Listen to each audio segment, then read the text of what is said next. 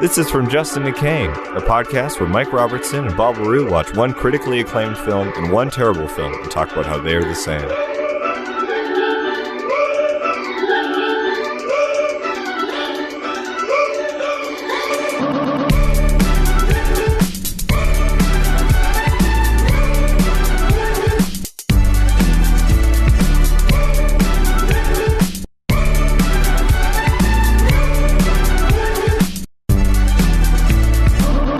Hello, everybody. Welcome to From Justin to Kane. I'm Mike. And I'm Bob, as always. As always. And here's a fresh new epi for 2022. Woof, woof, woof. Oh, the canines are barking. The canines are barking.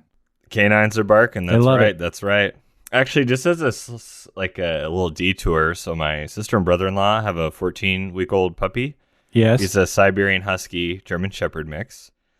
And he's being afraid of rawhide, which is like a bull's dick. You know, it's like a dog treat, super cheap. It's like dried out like beef jerky. Anyways, he was afraid of it until today, and they gave it to him. And now he's super territorial. He'll be eating it, and he won't let you take it from him.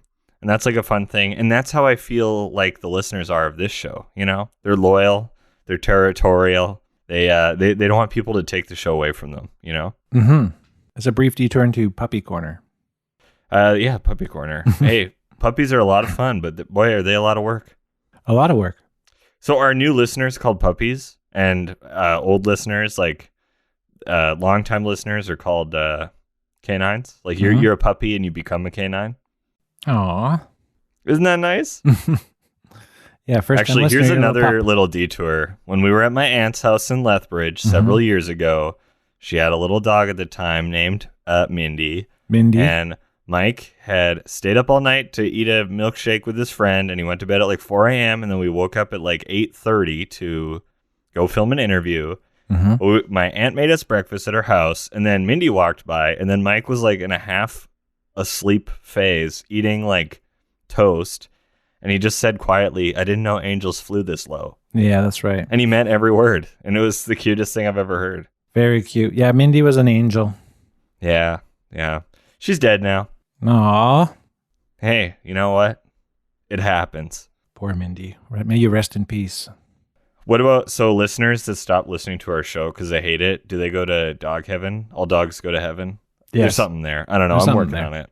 I'm spitballing an all dogs go to heaven riff. Yeah, so this is a new episode of the show, new for 22. Yeah, we're 2022. If you don't know what's happening, 2022 is here. It's a new year, new virus. Yeah. New booster. New booster. Everybody's got everything. New shots.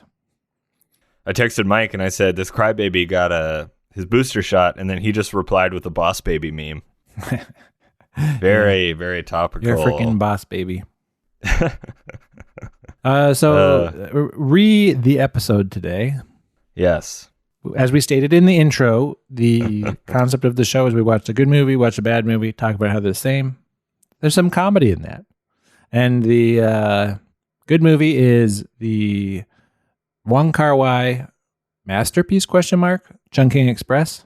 I think it's good. I don't know if masterpiece is the I word think to a lot use. of people consider it a masterpiece. When I watched it in film school, and I remember it being highly touted, and so I always kind of have that vision of it. But yeah, maybe you're right. Maybe it's not.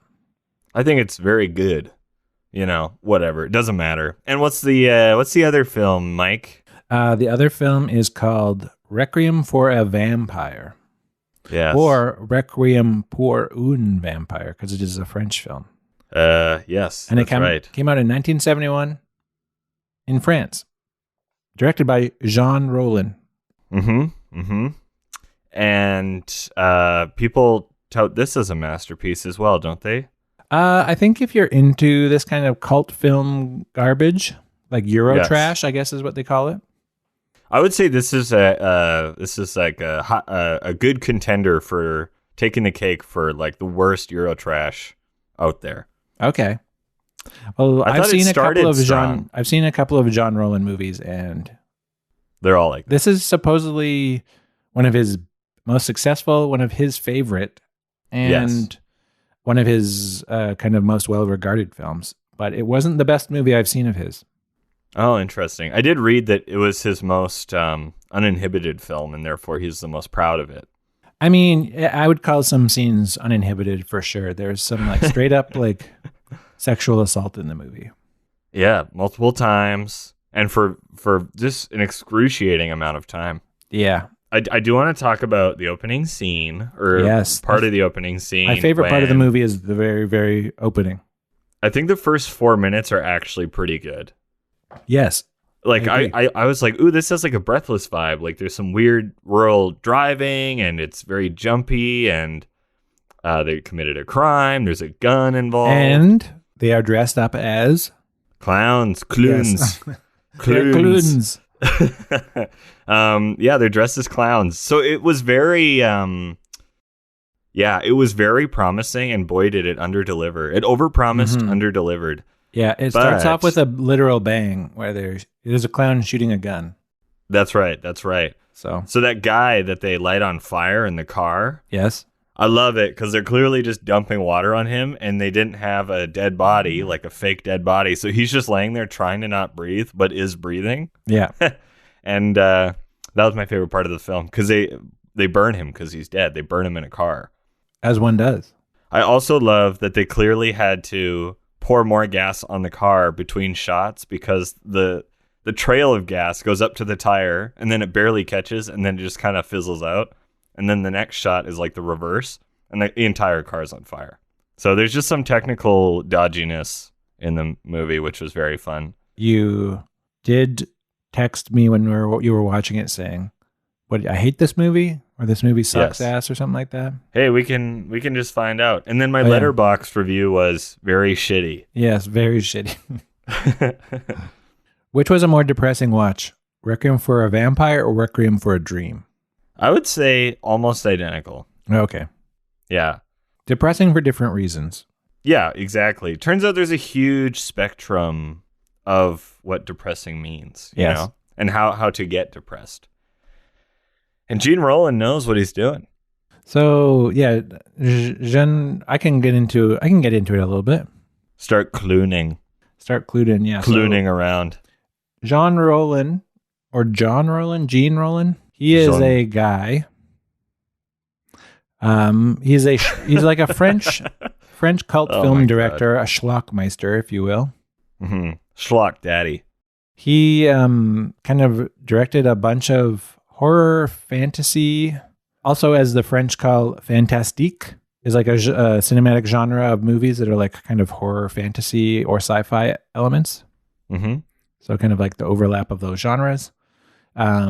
He has worked on films for over 50 years. Wow. But his early films are kind of his most prized films. And that includes this movie, Requiem for a Vampire. It also includes Le Viol du Vampire, which is the rape of the vampire. Mm-hmm. There is Le Vampire Nu, which is the nude vampire. Mm-hmm. I'm sensing a theme. Yeah. And Le Frisson de Vampire, or The Shiver of the Vampires. Ay. He made some other vampire movies, but, you know, those are the kind of main ones. I have seen The Nude Vampire, this one, and I saw, I believe, Shiver of the Vampires. You're a real pervert, Mike. I'm a super pervert. You really go out of your way to watch this eurotrash perversion. His early vampire works are kind of his main, that's where most of his success came from. Mm-hmm.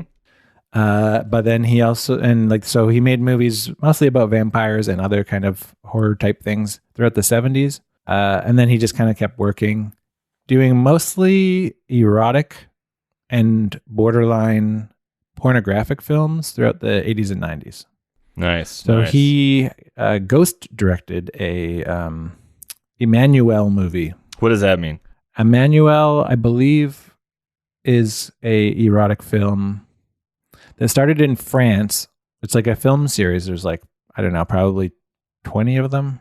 But I do remember they would occasionally pop up on Showcase, which in Canada is like it's like Showtime, I guess, where they would show erotic films at night.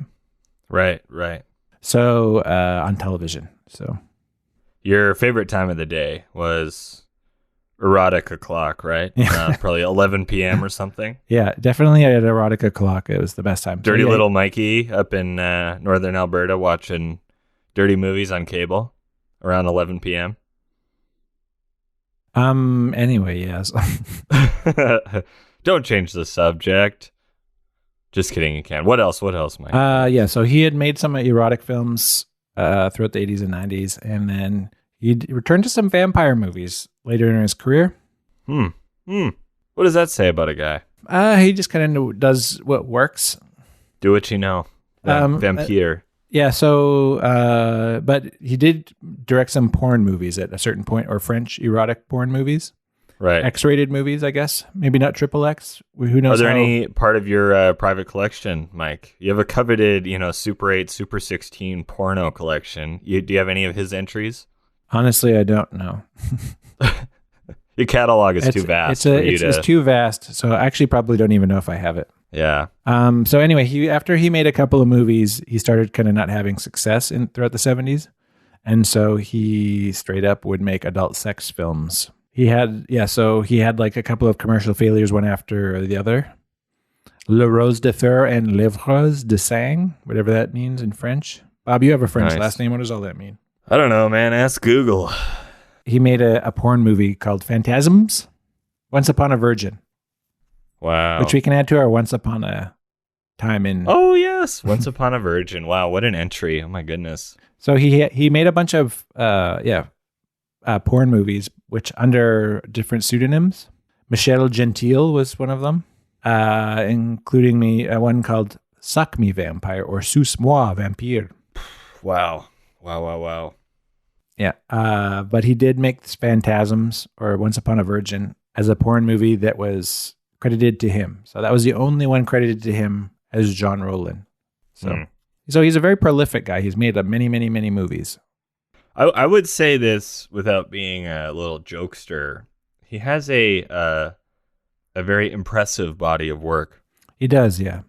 Yeah, I mean, he really committed to it for his life. Yeah, and the movies, his vampire movies, it's like he kind of came into a format, really. It's like literally the same thing George Lucas did. I've seen a couple of his other ones, and they all have the same format of people go to a castle. They are surprised to find vampires there. Yes. And then they deal with the vampires. In a sexual way. The Nude Vampire, surprisingly, and somewhat ironically, has the least amount of nudity and the least amount of like sex stuff. So it's called the Nude Vampire, but really it's about a cult that worships this vampire lady who is the titular Nude Vampire. So she's nude, no one else is. Well, she's only nude every once in a while. It's not enough to warrant the title, I would say. Interesting. I think we should just take a quick moment to I have a hunch literally no one is going to watch this film, but there is a scene where a woman is tied up to this like brick wall in the basement of a castle. Yes. She's naked. This vampire has sex with her, turns into a bat, and then performs cunnilingus as a little bat. That is, and that is an iconic scene that I figured we would discuss. Okay, good. But go on. It's the most noteworthy part of the film, I think. It's insane, doesn't make any sense, and I just love the idea of the people there on the day actually shooting the scene. Yeah, it was fun. It's fun that they were like, we're going to film this vampire orgy, but also logically, one of them would turn into a bat at one point. So we have to do a scene where it seemed as if this woman was having sex with a bat. And also all of the vampire men, or all of the vampires in the movie are men, pretty much, with the exception of like one or two, I think. The vampire just one. Ladies. Yeah.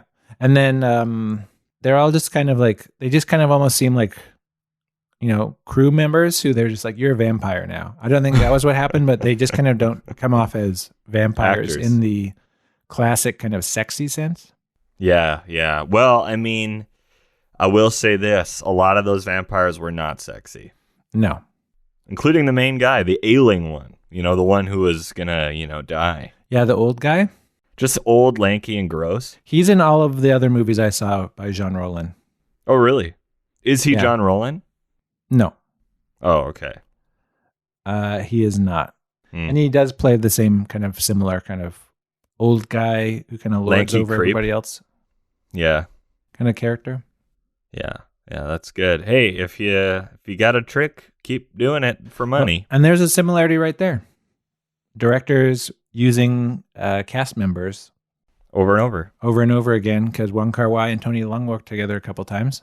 That's right. More than a couple times. I think they worked together 6 times. Did he work with Maggie Chung a couple of times? I think just the once. That's her name, right? From In the Mood for Love. Yeah. Yes, I think it was just the one time. Yeah, this is our second Wong Kar-Wai film. That's right. It's the third one I've seen, but the second one for the pod. I mean, Wong Kar-Wai, great, cool dude. Yeah, I've seen makes cool movies. I saw, I think 4 or 5 of them because I watched. When his box set came out last year, they commemorated it at our local movie theater. You could rent them all for I think $50. You could rent the entire box set at once and stream it. But I didn't get through all of them. Now they're all on Crave. Really? Yeah. Oh, wow. Well, yeah. There you go. I'm going to watch Fallen Angels next. I think I saw that one and I thought it was boring. Yeah. I mean, I'm going to say this with the utmost respect. They're all kind of boring. They all are kind of boring, yeah. I mean, Chungking Express, it's this is a cool movie. I was kind of bored. I agree, actually. I think actually In the Mood for Love is the most consistently non-boring. I would say it's the best movie and it's the easiest one to watch with a Western temperament. Yeah. Because I'm so used to Marvel movies and Star Wars and Nude Vampires. It's interesting to watch the pacing of a Wong Kar-Wai film, So this episode of the podcast, I mean, I don't want to say it doesn't get more obscure than this, but the likelihood that people have seen both of these movies is almost. You got to be a real cinephile. This is an episode for the cinephile canines, I think. Yeah, I think this is going to definitely alienate some listeners. Yeah, but also Requiem for a Vampire is, nudity filled and cult movie adjacent. I'll say this about maybe the some nudity. people would have seen it, and also that it has appeal beyond just kind of if you're a cinephile who just wants to see everything. That's true. I'm gonna say this about the nudity. It is so unerotic. Yes. Nothing. You're watching it. You're like, wow, I don't feel anything. This is just extremely boring. I don't feel anything. Yeah. As in, you're just looking down at Lil Bob and being like, I don't feel anything. My pee-pee's not moving from this 1971 horror porno.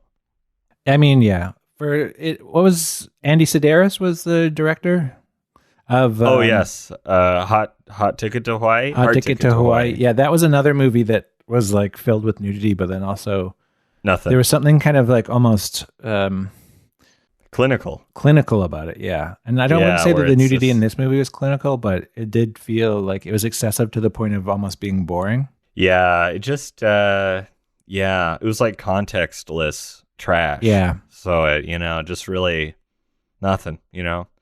Even if you're a horny dude, nothing. So some facts about this film. Yes. Yeah. So this is Jean Rollo's favorite movie that he's made.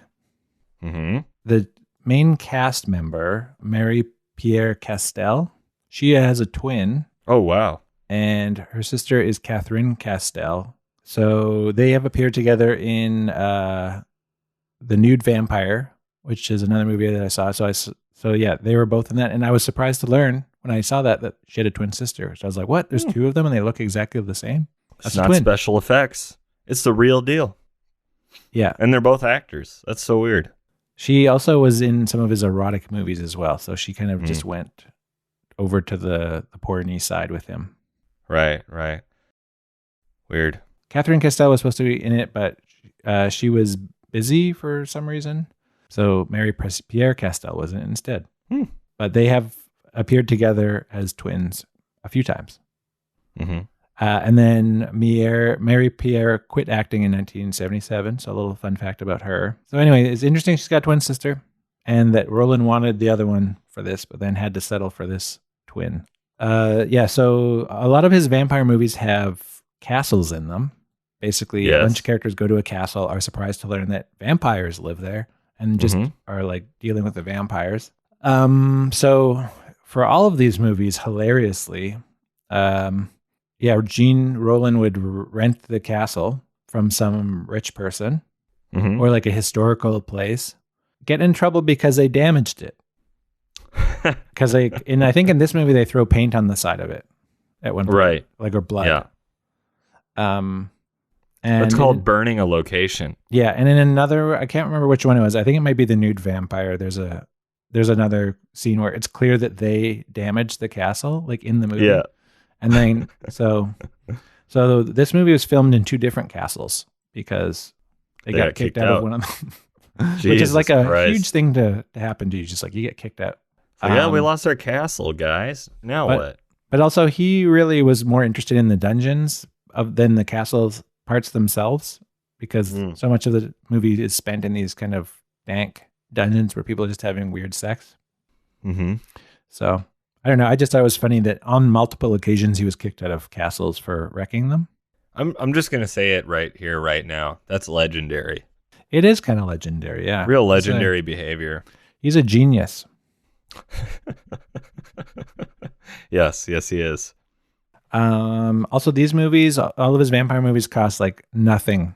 How much? Well, I don't know what the budget is, but I just have read online. I'm just taking this from what I researched. A lot of these movies were like ultra low budget. Interesting. That doesn't surprise me. Also, there's barely any dialogue in the first like hour of the film.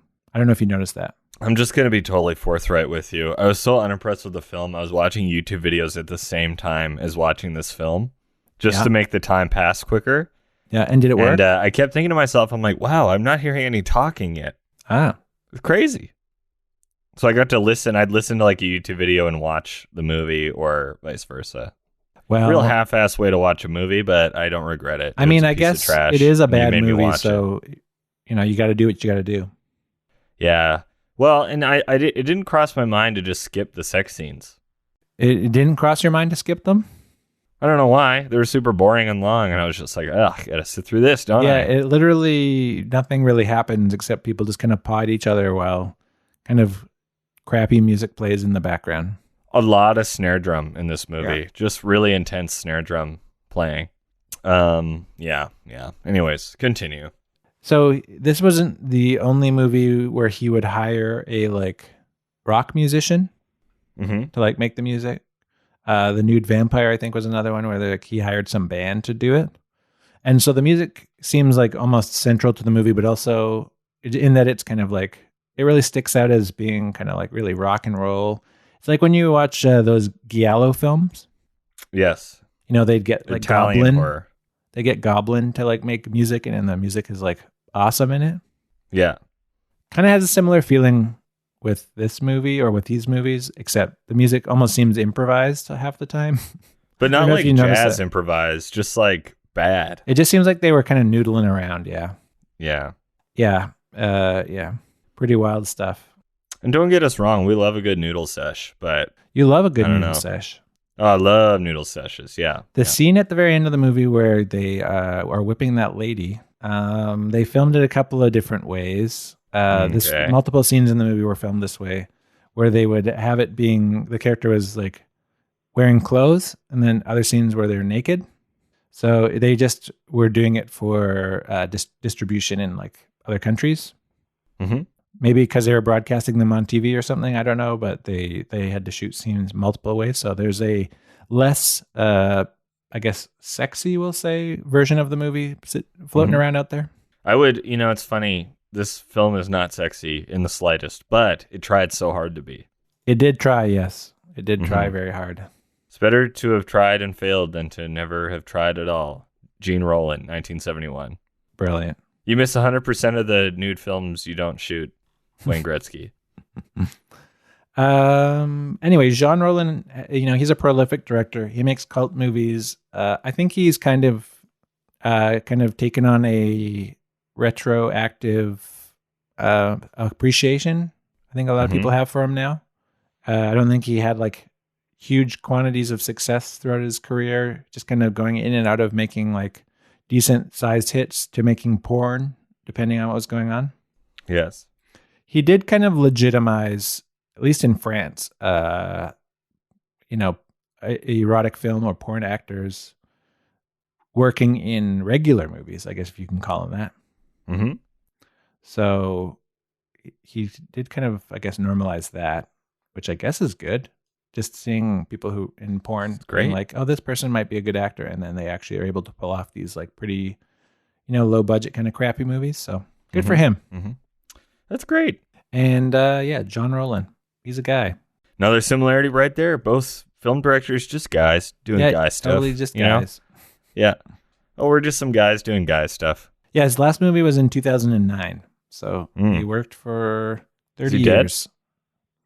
Dead? I would be surprised if he wasn't.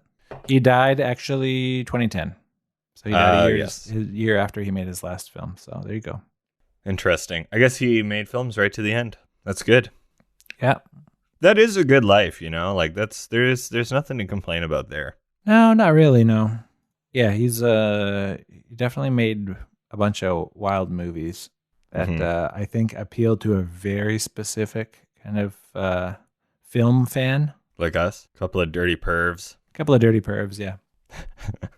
And on his website, you can buy all of his movies on DVD. Beta tape. Yeah. But then you can also buy a Jean Rollo bobblehead. Ooh. I'm going to get that for your birthday. Thank you. They re-released a bunch of his movies on these deluxe box sets like 10 years ago. Mm-hmm. On DVD and Blu-ray. And they're like, I've held one of them in my hand, and they are fancy. They're like big, thick. It's like almost Criterion level of care. Mm-hmm. So it's kind of weird considering how kind of it's trashy these movies are. But well, people like a nice box set sometimes. That's true.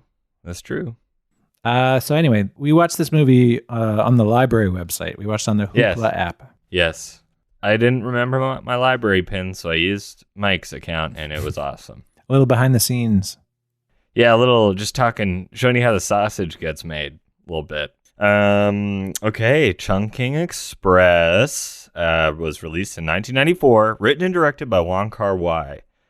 It's a film consisting of two love stories.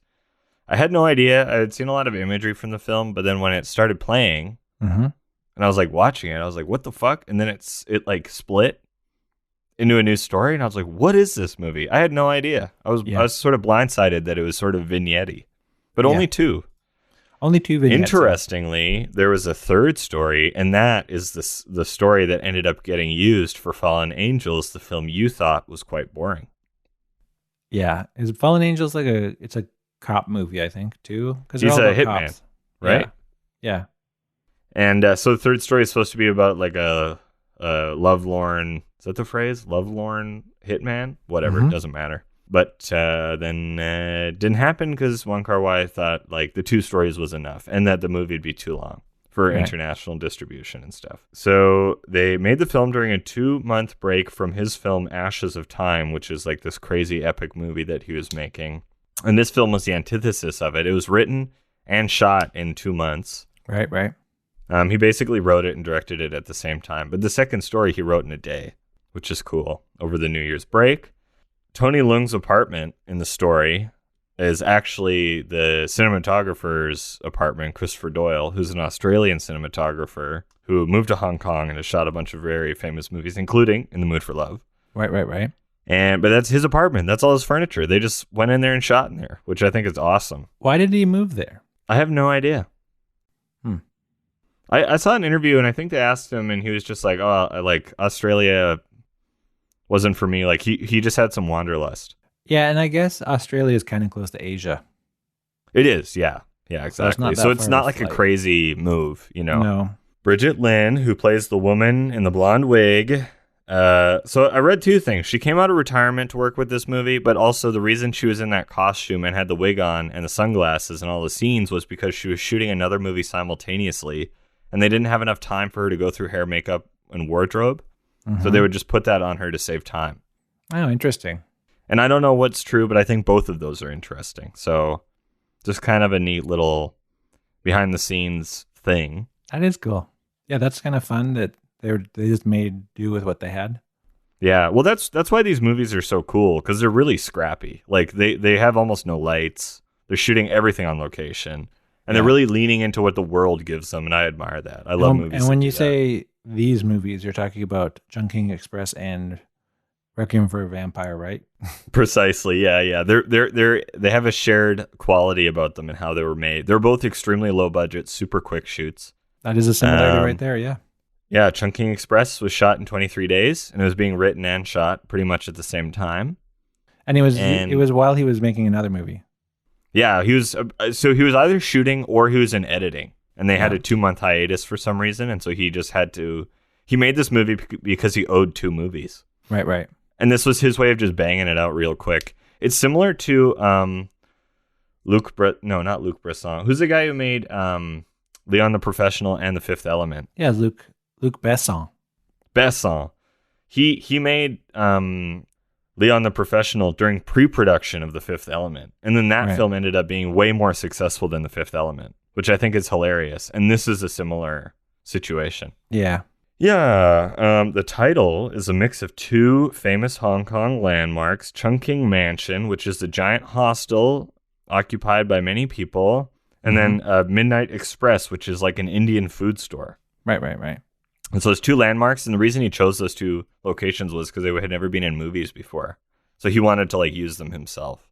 This film has 2 cinematographers. Andrew Lau shot the first segment. He also shot Wong Kar-Wai's first film, As Tears Go By, I think is what it's called. And then Christopher Doyle shot the second portion and most of Wong Kar-Wai's subsequent films. Right. But he also shot his second movie, so there's like a weird meta ordering there of DPs. And the last thing is California Dreamin' played, which is by Mamas and the Papas, is played 6 times in 45 minutes. Right. It was almost too often. But also, my hot take about this movie is, I think it's good. I think what people like about it is they're charmed by the romance. Mm-hmm. Most definitely.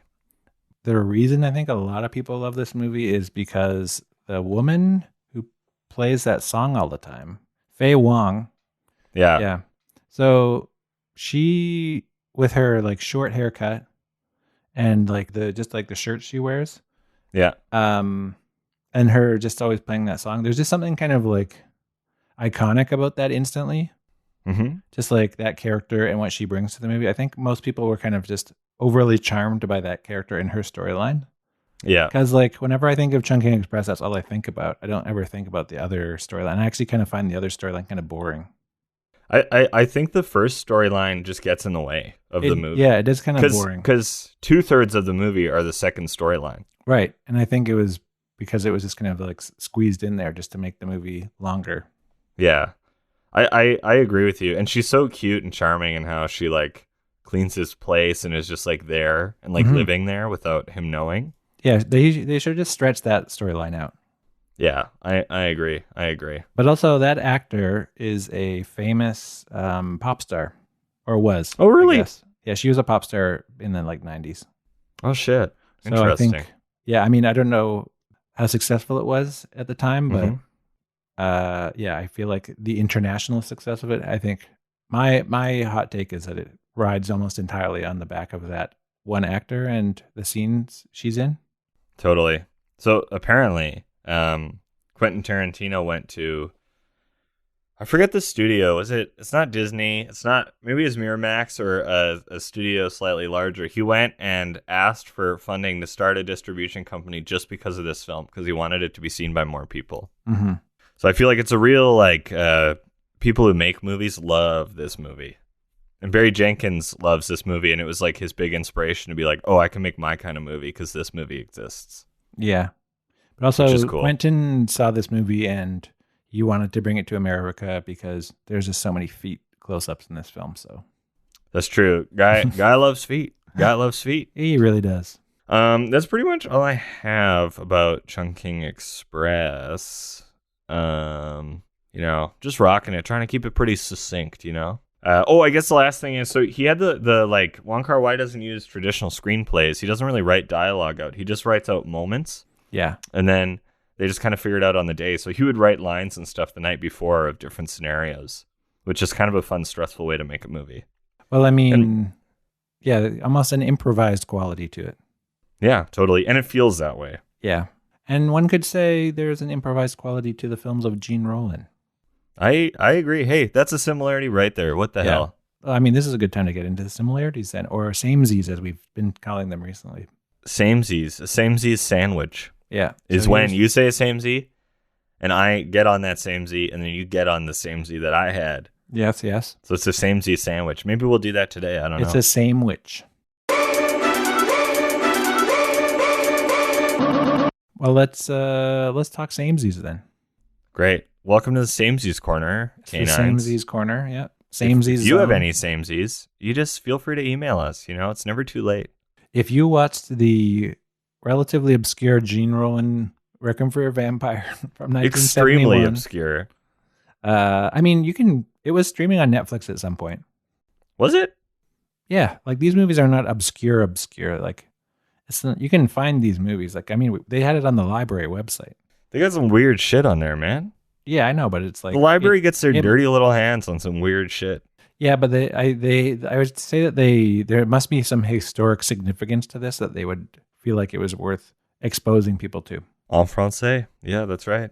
Maybe it's just because it's in French, but I think it's because I think there is some like maybe it's all the nudity that it's like, oh, this is art. Who knows? Anyway, let's talk samesies. Both films have non-English titles, but we know them better by their English titles. Oh, okay. What's the non-English title of Chungking Express again? It translates to Chungking Forest, but I forget what it.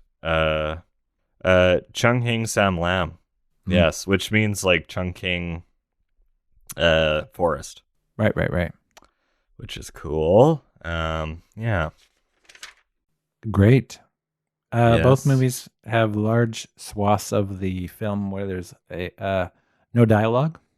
Mm-hmm. For example, most of Requiem for a Vampire, there's no talking. It's like 12 lines of dialogue in the whole fucking thing. It really it's crazy. seems like that, yeah. And there is a lot of talking in Chungking Express, but there's also large chunks where no characters talking or just like running, and then the slow motion is really kind of like jittery. Step frame, yeah. Both films are very heavy into their genre. Like they're very much genre films, I think. Yes. But they're like, I don't know. It's just like a classic sort of horror movie, but then it turns. No. I think what I should say is they're both interpretations of genres. Right. Like non-Hollywood interpretations, because Requiem for a Vampire is a horror film, but it doesn't really feel like one. It doesn't behave like one. No. And it's sort of its own beast. And I think Chungking Express has the same vibe of like, oh, this is like a rom-com. It's like a light and easy movie, but it's at the same time, it doesn't feel like you're watching The Proposal with Sandra Bullock and Ryan Reynolds. You know what I mean? Yeah. Both movies feature the mamas and the papas prominently. That's right. And by that I mean the mamas and the papas. The song "California Dreamin'" is in Chungking Express quite a bit. And in Requiem for a Vampire, there is a mama vampire and a papa vampire. That's right. So there is mamas and papas. Yeah. Both films feature warm weather. Sure. So many characters are like sweating, or they're just in like light clothing in Chungking Express because the climate very warm and humid. And one can only assume it is quite warm when they shot Requiem for a Vampire, as there is a ton of nudity in places that otherwise should be very cold. Yes. AKA the basement of a castle or just a farm field. And everyone seems to be pretty comfortable. They seem pretty chill, yeah. In both movies, a character sleeps in somebody's bed. You know what I mean? Naughty boy. That's a good one. Of course you'd realize that. So in Chungking Express, Faye Wong's character sleeps in that guy's bed. She's like, breaks into his house and cleans his room and like sleeps in his bed. Yeah, because she gets the key from his ex-lover. Yeah. In that note that she leaves because she's an airline. That's right. Lady. Yeah. And then in Requiem for a Vampire, like the two main character ladies, they stumble into this castle, are like, all right, let's just go in. And Then they find a bed and like, all right, you know what? Let's just get naked and sleep in this bed. Mm-hmm. And then they do, as one does when you're in a weird castle in the middle of nowhere. Well, you and I have done that a bunch, haven't we? But it is interesting that they're like, oh, we might be vulnerable, but yet they're like, gotta sleep naked. It's just how I sleep. It's what Jean wants. We'll just do whatever Jean wants. I mean, that's what the director's job is, I guess. Tell people what to do. Both movies feature little toy things that should be able to fly but can't because they're toys. Go on. Okay. So we have the little airplane that Faye is playing with in Tony Leung's apartment. That's right. Yeah. It's that classic handheld sequence with the airplane. It's quite famous while California Dreamin' is playing. Of course and it is. There's the classic shot of the little toy bat sitting on that lady's bush as if it's performing cunnilingus. And that's clearly just a toy bat. Not real. Can't fly. But it seems like it can. You know what, Bob? That is a very good samesies. It was solid. It was a solid samesies. It was, amongst your best. Mwah, Italian chef work. Kiss. We should do a top, this would be way too much work, but a top 10 samesies that we've each done. Yeah. Oh, that'd be really great. all the insane bullshit that we've ever said about two movies. We're finding similarities between movies where it doesn't matter if they're the same. Like, who cares? You know? Yeah. And we're doing that. Exactly. We're doing that work, and we're getting awarded for it. Yeah, it's true. We finally got sponsored by Bubbly. Finally. Just kidding. We're still waiting, Bubbly. We're still waiting. We keep refreshing our inbox. Nothing. Bob even wrote out the copy. Like, he wrote just like, if you're a canine and you're out there, walking around, taking dumps on someone's lawn, barking at other dogs, you need a water that quenches your thirst. Put it in your water dish and lap it up, scooping with your tongue because you're just a dirty dog. This is some iconic copy that Bob has wrote, and we can't use it because, we haven't officially gotten the sponsorship yet. That's right. We're not going to do it for free. We're not fucking, we're good businessmen. We're waiting for that golden Bubbly train. We're not doing that for free. We're doing the podcast for free. We're putting all this work in for free. Yeah. But we're still good businessmen, okay? Don't forget. That's right. Here's another samesies coming at you. Hot and ready. 2 costumed women looking for love. In both movies. That's right. Faye Wong's character isn't really wearing a costume, although she's wearing a uniform. She has to dress up. She has to wear an apron and stuff at work. What about this, Mike? Bridget Lynn is literally in a costume. She's in a blonde wig. Well, that's what I'm saying. She's wearing a wig and sunglasses. Yes. But Faye Wong's character isn't. Yeah, well, exactly. So she's wearing a costume. Faye Wong's character is kind of wearing a uniform. Faye Wong isn't really, but close enough. It's close enough. And also, in Requiem for a Vampire, at first you're like, why are these 2 clowns involved in this, drive-by gunfight? Mm-hmm. And then Cloons. These 2 cloons, yeah, because they're French. And later in the movie, there is a scene where there's a big exposition dump. Yeah. And you learn a huge dump, yeah. Massive exposition dump all over my front lawn, making the grass turn green or yellow. It's terrible. And we learned that they were clowns. They were at a New Year's party, I guess. And then they shot a guy, and then the guy they were with got shot. Yeah, but they're wearing costumes, but they're doing it at a job, so it's technically a uniform in some way. That's right. It's the intersection of costume and uniform is at play in both films. And there are 2 women who are wearing these things, and they are looking for love throughout the movie, because in Requiem for a Vampire, I was going to say a dream, but Requiem for a Vampire, they are, they just kind of hook up with random vampire dudes who seduce them, and are like, maybe I like this guy. And one of the relationships goes well, and the other one kind of doesn't. So that's another samesies between the 2 movies. Absolutely. So they're pretty much the same movie, you could say. Yeah. They're both just kind of plotless. Yes. Just boring, avant-garde, plotless, art house movies. Mm-hmm. That's just, that's a similarity. It's like they appeal to cinephiles, but in different ways for the same reason. They're kind of plotless, kind of meandering. Mm-hmm. But cinephiles will be like, Chungking Express is a brilliant movie because of its avant-garde approach to storytelling. And other cinephiles will be like, Requiem for a Vampire is eurotrash genius because of its avant-garde approach to storytelling. Yeah, exactly. So people will justify that these are great things for the same reason, but they are also, by our estimation and by the estimation of many critics, one of them is bad and one of them is good. Yes. I mean, objectively, that's true. Objectively, that is true about both of these films. And subjectively, it's true, but you also just love it. You love to hate it. You love to love it, you know? Yeah, you do. You love to hate it and you love to love. Mm-hmm. Live, laugh, love. Live, laugh, roof. for all the canines. That is a shirt idea. Get that in. Put it in the shirt bin of like merch ideas. That's right. Live, laugh, roof. Yeah. That's good. Great stuff. I like that. So Chungking is a mansion, you say? Yes. Well, it's a mansion, but it's like a hostel. You can just rent rooms. Right. Yeah.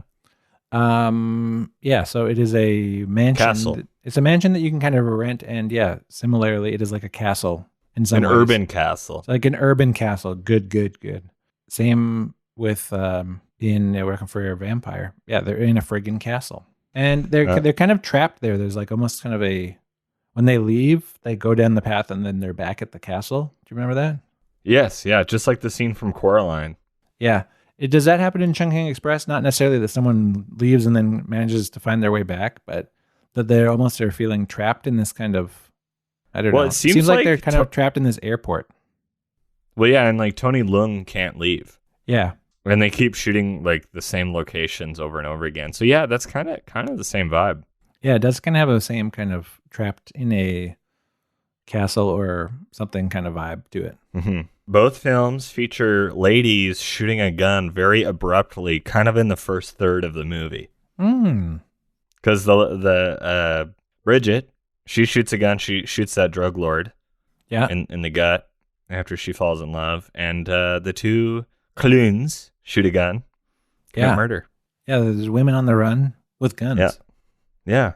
So that's if I'm being honest, that's my last good one. So yeah, that's the samesies for both of these movies. We kind of discovered that, you know, with about 6 to 10 samesies, that they're identical films, pretty much.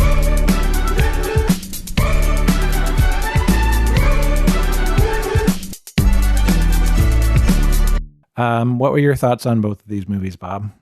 I thought Chungking Express, slightly overrated, still enjoyed it. I thought the imagery was very beautiful, and then I absolutely loathed watching Requiem for a Vampire, and I hope I never see another Jean Rollo film as long as I live. Okay, well, that's too bad, because that's what we're doing next week.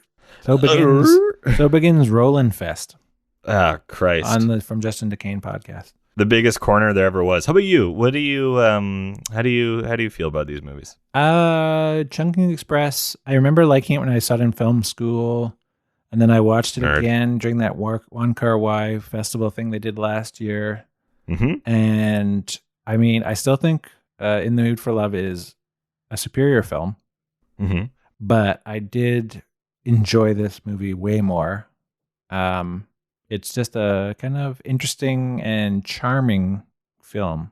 I'd say the charm of the movie is like very high for this film, which is, I think, why so many people like it, as I mentioned. Yes. So I think it ages well. Mm-hmm.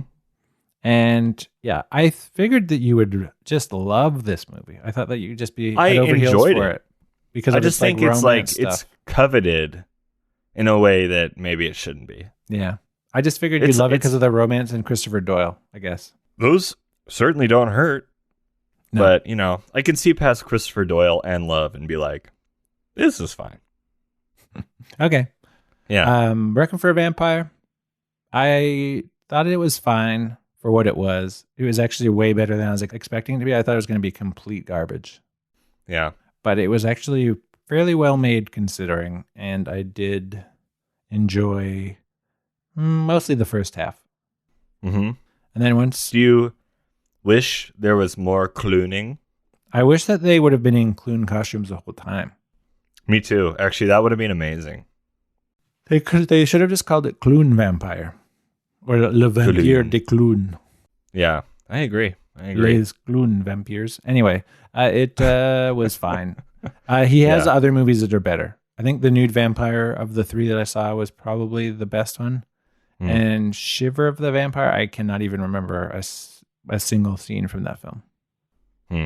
So, well, that's heartbreaking because we have Jean Rollo on the phone. He heard everything you just said, and he is upset. Oh my God! Only I can hear his tears right now, but he is peeved. And you are talking to him from heaven, I assume, like you are a medium of some kind. Yeah, I got a nifty new iPhone 16. You can call dead people. You've seen The Sixth Sense where you can see dead people. Well, guess what? This phone, now you can hear dead people. Text them, SMS. Yeah.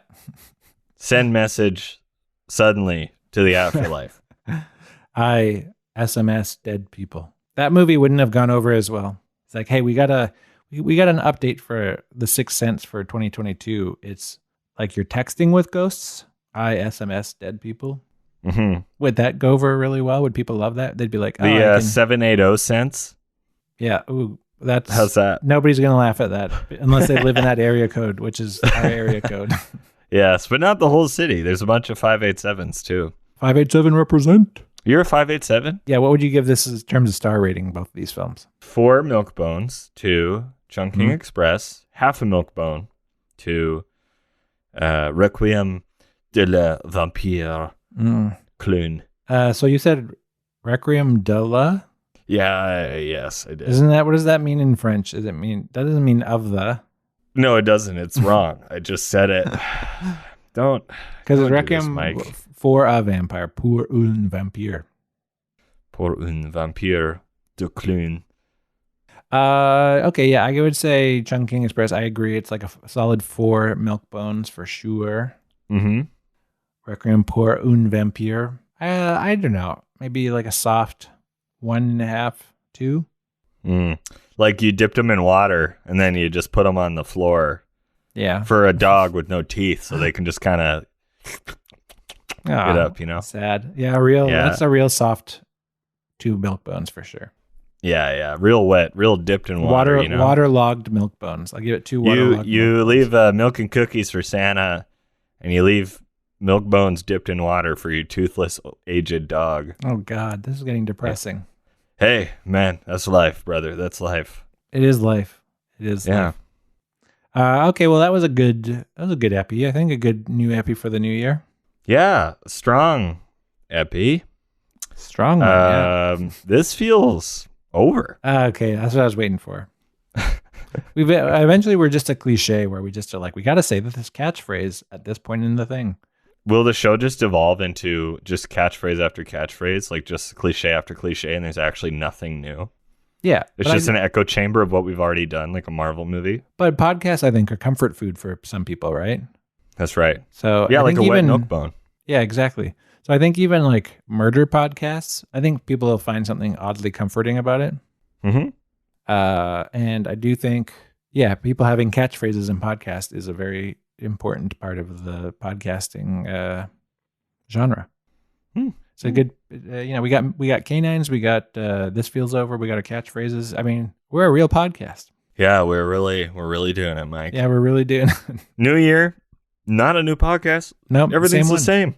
Yeah. So next week we're gonna not talk about movies, and instead we're gonna just take a brief detour to talk about video games for an episode. We return to From Justin to Game format, where we talk about video games instead of movies for an episode.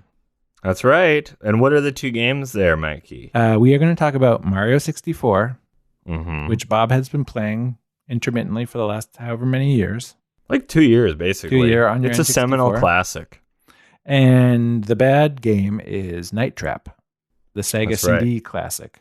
Mm-hmm. Which, there's lots of interesting stuff to talk about Night Trap, although it's all been said. You know what I'm saying? It is interesting. It is interesting if you've never heard about how Night Trap was at the center of like the American government talking about family values and stuff, and they save it for the pod. Oh, Mike. I know, but save it for the pod. We will. But everybody knows about that. There's nothing. Yes. There's nothing new to say necessarily, except. But we're gonna say it anyways. We will say it. The new thing. But you have to listen next week to find out what that one new thing is. The one as new we frantically Google trap. for 7 days. Yeah. We'll come back next week from Justin the Game. Sweet. Bye. Bye.